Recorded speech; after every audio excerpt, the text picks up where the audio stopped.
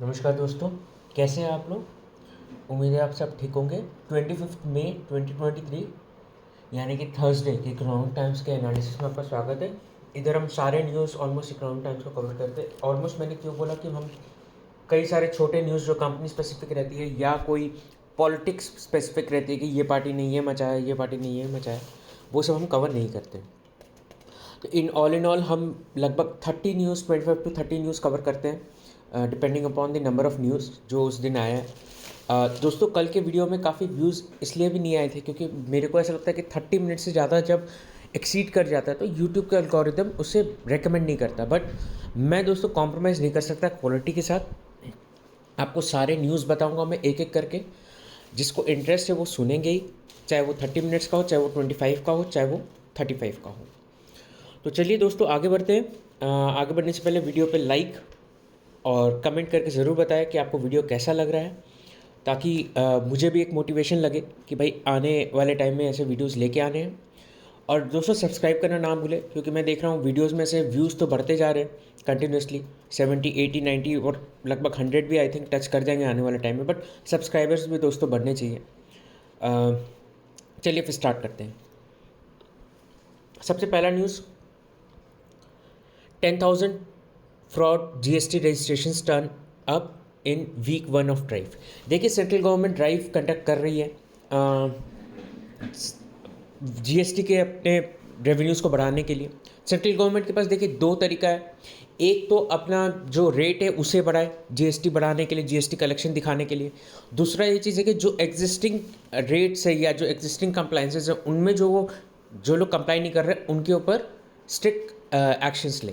तो अब central government दूसरी अभी चीज़ कर रही है। पहले ये चीज़ ज़्यादा नहीं कर सकती है क्योंकि फिर उससे लोगों का गुस्सा ज़्यादा हो जाता है। एंड आपको पता है कि नेक्स्ट ईयर इलेक्शंस भी है, तो इसलिए ये सब एक्शंस ज़्यादा उनको बेनिफिट कर सकते हैं जो कि फ्रॉड रजिस्ट्रेशन को पकड़े। तो इसमें से यही है कि भाई कुछ कुछ कैंसल्ड जीएसटी रजिस्ट्रेशन है उसे भी मिल रहे हैं। अब दोस्तों देखो इसमें प्रॉब्लम क्या हो रहा है कि स्मॉल एंड एमएसएमई कंपनीज जो है, जो कि छोटे छोटे कंपनीज बना के रखे हैं और उन्होंने ये सब चीज़ तो किया है। कुछ कुछ कंपनीज तो सही में फ्रॉड है, बट कुछ कंपनीज जो सही में फ्रॉड नहीं है वो लोग क्या करते हैं, सीए के अपने ऑफिस में रजिस्ट्रेशन करके रख देते हैं। तो उससे क्या होता है दोस्तों, एक कोवर्क, जैसे कि कोई कंपनी ऑनलाइन रजिस्टर्ड है और वो अपना कोवर्किंग स्पेस दिखा रखा है सीए के पास, तो अब इनको ऐसा लग रहा है कि ये फ्रॉड रजिस्ट्रेशन है, ये फेक रजिस्ट्रेशन है, ऐसे कोई कंपनी एग्जिस्ट नहीं करती हैं। तो इसके कारण प्रॉब्लम हो रहा है कंपनीज वगैरह को भी। सेकेंड न्यूज़ देखते हैं, chemist can't insist customers buy full strip. देखिए आप कई बार ऐसा होता है कि भाई आप केमिस्ट के शॉप में जाते हैं, आपको फुल स्टेप बाय करने के लिए फोर्स किया जाता है। तो अब थोड़े दिन में मिनिस्ट्री जो है एक गाइडलाइन लेके आएगी कि भाई केमिस्ट जो है आपको फुल स्टेप बाय करने के लिए फोर्स नहीं कर सकते। अगर आपको 2-3 मेडिसिन चाहिए तो 2-3 मेडिसिन ही मतलब 2-3 टैबलेट ही चाहिए रहेगा, तो आप 2-3 टैबलेट ही खरीदेंगे। तो अब इसमें क्या हो रहा है कि भाई केमिस्ट वगैरह ये बोल रहे हैं कि भाई हम जब 2-3 फाड़ के दे देते हैं तो एक्सपायरी डेट उसमें निकल जाता है। तो गवर्नमेंट ने बोला कोई नहीं, जब अगर ऐसा बात है तो हम केमिस्ट कंपनी से, मतलब जो फार्मास्यूटिकल कंपनीज है उनसे बात करके आपके जो एक्सपायरी डेट है सारे टैबलेट के उस पर लिखवाएंगे। पैक में ऐसा होगा कि अगर आप एक टैबलेट भी बचा है तो उस पर भी एक्सपायरी डेट आपको दिखेगा। चलिए आगे बढ़ते हैं। Ground reality to guide June rate actions. देखिए आरबीआई गवर्नर ने अभी आपने देखा है कि भाई 2000 का नोट भी बंद कर दिया है। लीगल टेंडर के हिसाब से सितंबर 30 के बाद वो भी एक्सेप्ट नहीं होगा। फिर उसके बाद आपने देखा कि आरबीआई ने 88,000 करोड़ का डिविडेंड भी दिया है सेंट्रल गवर्नमेंट। तो ये सब से क्या हो रहा है कि लिक्विडिटी मार्केट में अभी बढ़ गई है। अब क्योंकि लिक्विडिटी बढ़ गई है तो एनालिस्ट एक्सपेक्ट कर रहे हैं कि इन्फ्लेशन भी बढ़ सकता है। बट आरबीआई भी ये चीज़ एक्सपेक्ट कर रहा है कि भाई जो रेट फोरकास्ट है अगर उसमें कोई चेंजेस आया, इन्फ्लेशन में कोई चेंजेस आया, तो हम बैठे हैं इस चीज़ को कंट्रोल करने के लिए। और ये सब चीज़ का जो एक्शन ही जो जून का जो आरबीआई का एक्शन डिटरमाइन करेगा, ये सब चीज़ का कंसिक्वेंस ही जून का एक्शन को डिटरमाइन करेगा, ऐसा कह रहे हैं एनालिस्ट। फिर उसके बाद नेक्स्ट न्यूज़ देखते हैं अगर, तो एक्सपेंशन मोड, टाटाज में go for bigger plan electronics and semiconductors. देखिए ऐसे तो मैं कंपनी स्पेसिफिक न्यूज़ कवर नहीं करता हूँ, बट क्योंकि ये फ्रंट पेपर में है तो मैं सोचा कि कवर कर लेता हूँ। इसमें क्या है कि भाई टाटा अपने जो मोबाइल फ़ोन के मैन्युफैक्चरिंग है, जो कि आपको पता होगा भी टाटा ने आईफ़ोन वगैरह मैन्युफैक्चर करना चालू कर दिया। ये सब चीज़ को थोड़ा स्पीड अप कर रही है और सेमीकंडक्टर्स में भी अब टाटा फ़ोकस करना चाहेगी, टाटा ग्रुप ओवरऑल। तो सेमीकंडक्टर आपको भी पता है कि आजकल काफ़ी न्यूज़ में है, हम जो ताइवान पे इतना डिपेंडेंट है, तो उसको थोड़ा कम करने के लिए हम इम्पोर्ट ना करें, इनफैक्ट खुद का घर का मैन्युफैक्चर करें। तो ऐसा करने के लिए बेसिकली सेमीकंडक्टर में हम आत्मनिर्भर बनना चाहते हैं। फिर उसके बाद नेक्स्ट न्यूज़ है, Airtel Voda Idea favour Airtel Voda Idea favour interband spectrum sharing, Jio against it. देखिए, इंटरबैंड स्पेक्ट्रम शेयरिंग का मतलब क्या है कि भाई कंपनीज जो है अलग अलग बैंड में अपने स्पेक्ट्रम को चलाती है, जैसे कि 5G का एक अलग स्पेक्ट्रम हो गया, उस पर भी अलग अलग बैंड्स है। तो कंपनीज ये चीज़ बोल रही है कि भाई जो बैंड शेयरिंग है वो चीज़ आप अलाउ करो। जियो कह रहा है कि भाई हम वो चीज़ अलाउ नहीं कर सकते। जियो ये चीज़ को अपोज कर रहा है, एयरटेल और वोडाफोन इस चीज़ को अग्री करा रहा है। और इन्होंने यही अपना जो प्रपोजल ट्राई को दिया है, तो देखते ट्राई किस हिसाब से इस चीज़ को बैक करके आता है। फिर उसको ये चीज़ के बारे में मैं डिटेल वीडियो बनाऊंगा, क्योंकि इंटरबैंड स्पेक्ट्रम वगैरह जो है ये काफ़ी डिटेल टॉपिक है। मैं इस चीज़ को ज़रूर कवर करूंगा। आप कुछ दिनों में ये चीज़ का वीडियो आप देख सकते हैं मेरे चैनल पे, ठीक है। फिर उसके बाद Chinese defence firms link to Pakistan supplies for Ukraine. देखिए, पाकिस्तान यूक्रेन को काफ़ी हेल्प कर रहा है इस वॉर के टाइम में, सो दैट पाकिस्तान अपना थोड़ा सा जताना चाहता है कि भाई हम भी हेल्प कर रहे हैं यूक्रेन को। रशिया इस सब चीज़ से काफ़ी गुस्सा है। और देखिए, चाइना का तो ऐसा है कि भाई चाइना तो जहाँ पे भी पैसा मिले, चाइना आज के डेट में वही चीज़ कर रहा है कि भाई जहाँ उन्हें फ़ायदा मिले वो उधर ही जा रहा है। चाहे वो इनडायरेक्टली यूक्रेन को फंड करके फिर रशिया को वो दिखाएगा कि भाई हम तुम्हारे पार्टनर है, तो वो भी चाइना कर रहा है। फिर उसके बाद नेक्स्ट न्यूज़ अगर हम देखें तो ये प्योर बेस्ड पॉलिटिकल न्यूज़ है, ये हम स्किप कर सकते हैं। उसके बाद elevated podium of presiding officers in house dampener for those who protest. देखिए, हो क्या रहा है, काफ़ी फनी न्यूज़ है। जो हमारे जो प्रिसाइडिंग ऑफिसर्स बैठेंगे, जैसे स्पीकर लोकसभा में और चेयरमैन जो राज्यसभा में बैठेंगे, तो उसमें क्या है कि उनकी जो सीट है वो काफ़ी ऊपर रहेगी। तो जैसे अब प्ले कार्ड्स वगैरह जो ऐसे फेंक देते हैं, या जो स्पीकर के ऊपर जैसे कभी अटैक हो जाता है प्रिसाइडिंग ऑफिसर के ऊपर, वो सब चीज़ नहीं हो सकता। अब प्रोटेस्टर्स जो है अब इनको वो मौका नहीं मिलेगा, ऐसा न्यूज़ का कहना है। फिर उसके बाद अगेन ये सब सारे पॉलिटिकल न्यूज़, एडवर्टीजमेंट्स वगैरह जो हम स्किप करते हैं।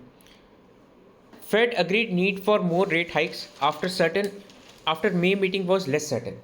देखिए, एक थोड़ा सा डाउनफॉल वाला न्यूज़ है जिससे मार्केट रिएक्ट कर सकता है कि भाई फेड अब कहता है कि भाई मे के मीटिंग में we were uncertain whether will go for a rate hike or not. Now Fed is expecting a rate hike in the coming month, in the coming Fed meeting.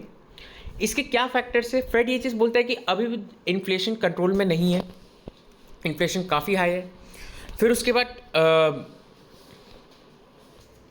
Fade का ये चीज़ कहना है कि भाई अगर अब टाइटनिंग और करेंगे तो हो सकता है बैंक क्राइसिस ज़्यादा मेजर स्केल में होने लगे, तो इस चीज़ के लिए भी फेड थोड़ा डरा हुआ है। फिर उसके बाद डेट क्राइसिस जो हो रहा है उसके कारण तो फेड का जो डिसीजन है वो भी इम्पैक्ट होगा। फिर उसके बाद आगे बढ़ते दोस्तों, India valuation in line with historical averages. मैंने सिर्फ ये न्यूज़ एक ही चीज़ के लिए पिकअप किया है, एक ही रीज़न से, पीई रेशियो आपको समझाने के लिए। देखिए, पीई रेशियो एकदम सिंपल भाषा में बोले तो भाई मैं एक रुपये कमाने के लिए कितना रुपये आज के रेट में दे रहा हूँ, राइट। तो अगर किसी स्टॉक का पी रेशियो 5:1 है या 5/1 है, तो इसका मतलब मैं 1 रुपये अर्निंग के लिए स्टॉक को 5 रुपये देने के लिए तैयार हूँ। वो मैं क्यों दूंगा भाई 1 रुपये के लिए? क्योंकि मुझे पता है कि फ्यूचर में ये स्टॉक हो सकता है मेरे को 5 टाइम्स से भी ज़्यादा रिटर्न दे दे, मतलब अपने अर्निंग से। तो ऐसा फ्यूचर में ये चीज़ मैं एक्सपेक्ट करूँ कि भाई इसका पी जो है वो और ज़्यादा ऊपर हो जाएगा, ठीक है। तो पी का ये मतलब होता है। और उसके बाद जो हम कह रहे हैं कि अभी मार्केट ओवर वैल्यूड है, तो एनालिस्ट वगैरह ने जो निकाला है कि भाई मार्केट अभी भी ओवर वैल्यूड नहीं है। अगर आप ये चीज़ देखो कि स्मॉल कैप्स जो इंडेक्स है वो आपका पी रेशियो ऑल टाइम जो एवरेज है, लास्ट 5 ईयर का एवरेज है, उससे कम चल रहा है। यही चीज़ आपका निफ्टी 50 में भी चल रहा है, यही आपका मिड कैप में भी चल रहा है। तो अलग अलग इंडेक्सेस के अलग अलग पी रेशियो जो है वो कम ही है अपने हिस्टोरिकल एवरेजेस से। तो उनका ये कहने कि भाई कोई ज़्यादा तो नहीं है हमारा वैल्यूएशन एकदम ठीक ठाक पे है। बल्कि इनफैक्ट अगर आप देखो तो डाउ जोन्स है, सेंसेक्स है, ये भली अपने नेस्डैक कंपोजिट है, ये अपने जो है ये एवरेजेस के ऑलमोस्ट पास में पहुंच चुके हैं। बट अगर आप ये निफ्टी 50 देखोगे या अगर आप मिड कैप देखोगे और स्पेशली स्मॉल कैप अगर आप देखोगे तो ये काफ़ी लो चल रहा है अपने हिस्टोरिकल एवरेज से। तो काफ़ी अभी अपसाइड पोटेंशियल है इन इंडेक्स में, ऐसा एनालिस्ट वगैरह का मानना है। फिर उसके बाद दोस्तों आगे बढ़ते हैं। T bill yields slump on expected rise in system liquidity. देखिए ये सिंपल से ये चीज़ है कि भाई जब सिस्टम में अभी लिक्विडिटी बढ़ गई है, लिक्विडिटी क्या चीज़ के लिए बढ़ गई है मैंने आपको कई बार बोला, अभी भी बोल देता हूँ भाई। आरबीआई ने 2000 का नोट जो बंद किया है, जो लीगल टेंडर 30 सितंबर के बाद जो अब नहीं होगा, वो मार्केट में सिस्टम में आना चालू हो जाएंगे। 3-3.5 लाख करोड़ के आसपास आपका 2000 करोड़ का नोट है। एनालिस्ट एक्सपेक्ट कर रहे हैं कि भाई 1 लाख करोड़ के आसपास का बैंकिंग सिस्टम में आ जाएगा, उसके कारण लिक्विडिटी अपने आप भाग जाएगी। लिक्विडिटी जब भाग जाती है तो लोगों के हाथ में पैसा ज़्यादा आ जाता है, तो क्या करते हैं लोग, बॉन्ड को बाय करने लगते हैं। अब बॉन्ड वगैरह जब बाय करोगे आप इतना ज़्यादा, तो बॉन्ड के प्राइसेस बढ़ जाएगी, बॉन्ड के प्राइसेस बढ़ जाएगी तो आपकी यील्ड की जो टी बिल यील्ड है वो कम हो जाएगा। नहीं समझ आया दोस्तों, इसको वापस से सुनिए। ये सारे रिलेशनशिप्स है आपके, जो liquidity versus price versus yield के रिलेशनशिप के बारे में। अगर आप चाहते हैं इस पर मैं डिटेल वीडियो बनाऊं तो मैं इस कॉन्सेप्ट पे डिटेल वीडियो भी बना सकता हूं, आप मुझे कमेंट सेक्शन में बताएं। फिर उसके बाद banks mill common framework on hearing borrowers before fraud tag. देखिए सुप्रीम कोर्ट का भी हाल फिलहाल 2-3 दिन पहले मैंने कवर किया था एक न्यूज़ कि सुप्रीम कोर्ट का रूलिंग आया है कि भाई आप जो बैंक जो अकाउंट्स को जो फ्रॉड डिक्लेयर कर रहे हो ना, उसके लिए एक प्रॉपर एसओपी बनाओ, उसके लिए एक प्रॉपर आप मौका दो किनको बोरोअर्स को कि भाई आप आके प्रूव करो मुझे कि भाई मेरा जो अकाउंट है वो डिफ़ॉल्ट नहीं है या कोई फ्रॉडलेंट नहीं है। तो बैंक वाले लोगों ने ये चीज़ का अभी डिसाइड किया है कि भाई हम एक कॉमन फ्रेमवर्क में पहुंचेंगे। एंड ये चीज़ बेटर भी है क्योंकि अलग अलग बैंक अगर अपने अपने अलग अलग वो करके रखेंगे फ्रेमवर्क तो काफ़ी दिक्कत होगा। इस चीज़ को लेते हुए एक कॉमन फ्रेमवर्क बना के आरबीआई से अप्रूवल लेके हम इम्प्लीमेंट करेंगे। तो सुप्रीम कोर्ट का जो डिसीजन था, उनका डिसीजन सराखों पर। फिर उसके बाद retailers hit pause as small town slow down. देखिए एक्चुअली हो क्या रहा है कि स्मॉल टाउन्स में जो एक्सपेंशन हो रहा था कंज्यूमर सेगमेंट का, वो थोड़ा अभी कम हो गया। कंज्यूमर ज़्यादा खर्चा करने के लिए तैयार नहीं है। They are expecting a downfall in the near term और they are expecting a recession.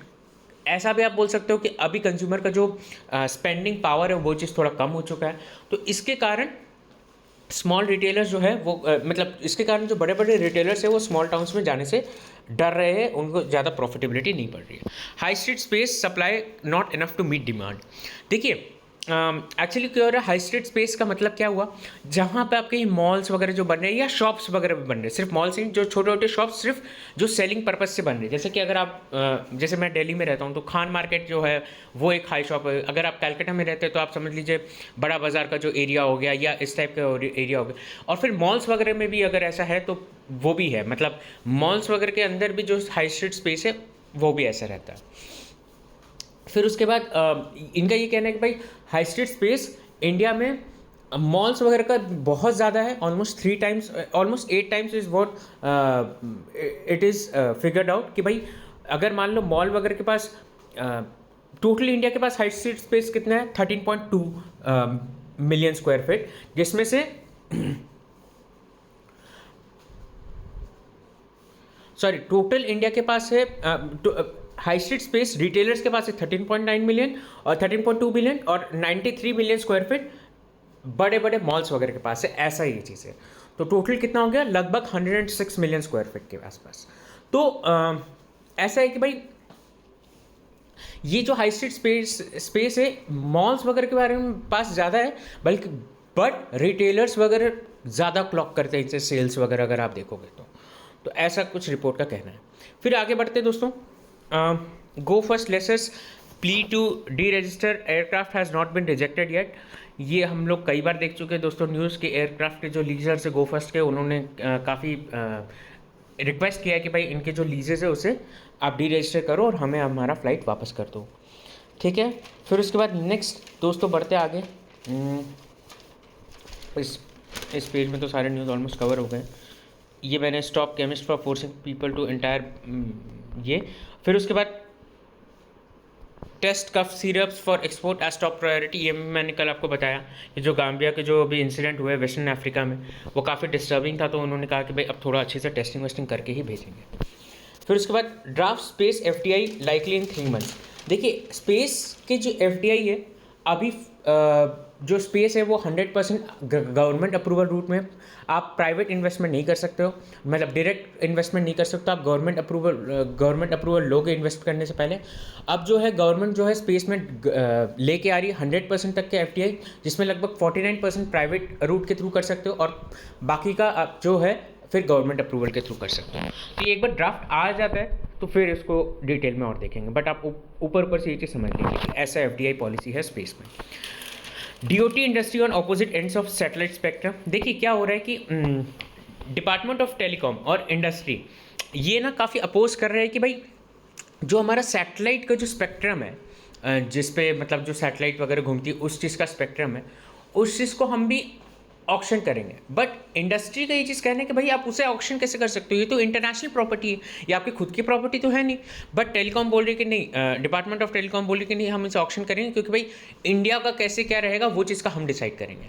इस चीज़ को जियो सपोर्ट कर रही है कि नहीं भाई आप ऑक्शन करो, और एयरटेल इस चीज़ को अपोज करिए, क्योंकि आपको पता है कि एयरटेल भी अपना सैटेलाइट लॉन्च कर रही है वन वेब करके, जो कि एयरटेल के जो सैटेलाइट सर्विसेज है उसे प्रोवाइड करेगी। आगे देखते हैं होता क्या है इस पर। फिर उसके बाद इंटरबैंड स्पेक्ट्रम शेयरिंग के बारे में मैंने आपको बता ही दिया। BRICS bank off to a good start in India, state seeking project funds. देखिए एक ब्रिक्स के बारे में कुछ थोड़ा चीज़ जान लीजिए कि भाई ब्रिक्स जो है वो 5 कंट्रीज़ का एक बॉडी है, that is Brazil, Russia, India, China and South Africa.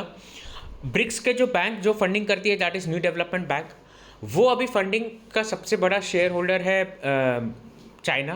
अब उसके बाद सबसे ज़्यादा फंडिंग मिल रही है इंडिया को। इंडिया में कई सारे प्रोजेक्ट्स चल रहे हैं ब्रिक्स के नाम पे, और उनका ये चीज़ कहना है कि भाई इंडिया में लगभग 7.5 बिलियन जो फंड है वो एलोकेट हुई है, ठीक है, तो ऐसा इनका कहना है। फिर आगे बढ़ते फटाफट।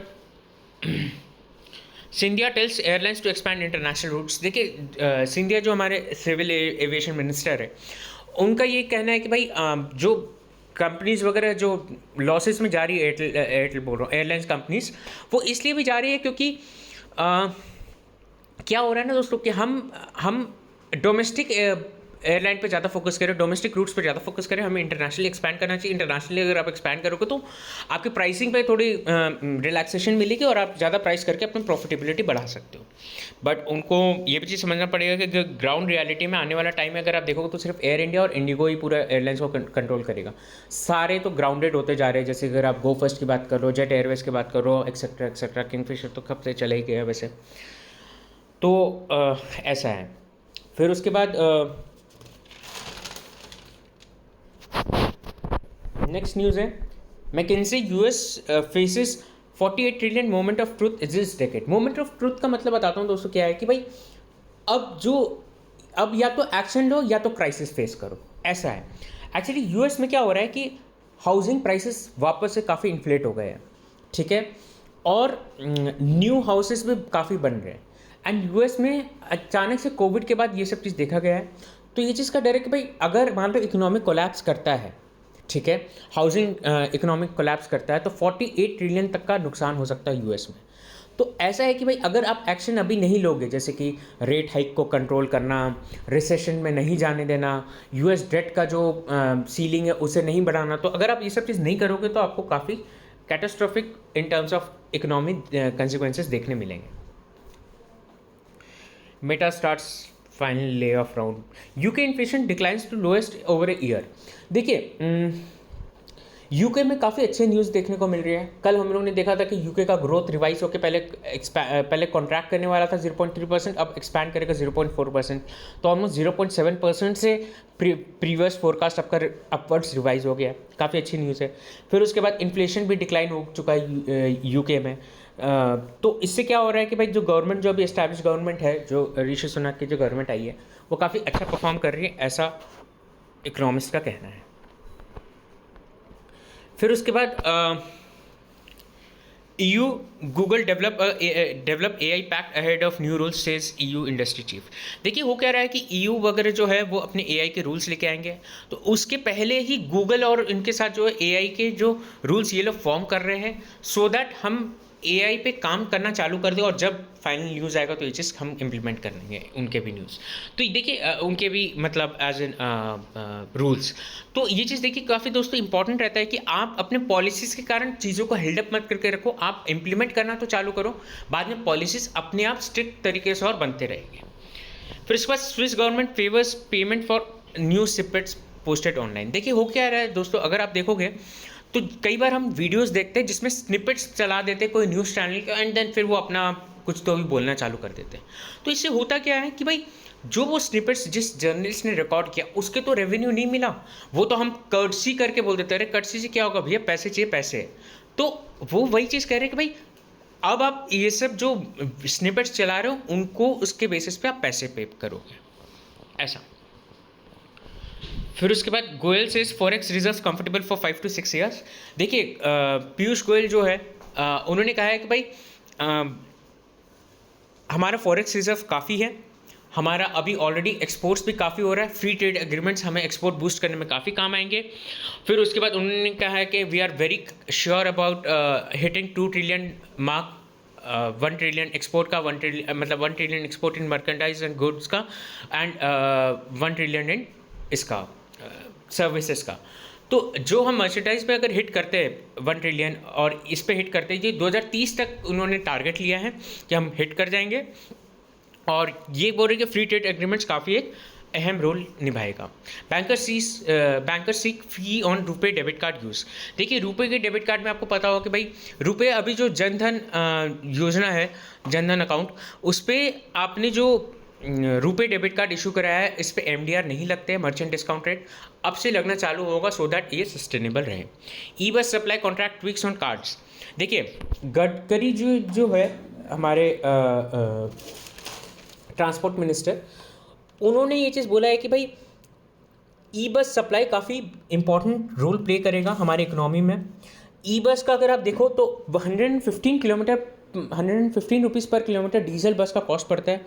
ई बस का ऑलरेडी टेंडर 41 पे निकल चुका है, और 39 मतलब 41 AC 39 नॉन AC, मतलब इतना गवर्नमेंट उनको पैसे देगी और वो फिर ई बसेस रन करेंगे स्ट्रीट पे। तो गवर्नमेंट ये चीज़ बोली कि ऑलरेडी हम कितना कॉस्ट बचा रहे हैं, प्लस एनवायरनमेंट को कम नुकसान हो रहा है, तो ये सब चीज़ को अभी हम प्रमोट करेंगे। श्योरिटी बॉन्ड्स आपको मैंने कल भी बताया था श्योरिटी बॉन्ड्स के बारे में कि भाई श्योरिटी बॉन्ड्स गवर्नमेंट जो है लेके आ रही है, सो दैट इंफ्रास्ट्रक्चर प्रोजेक्ट्स जो है तेज़ी से आगे बढ़े।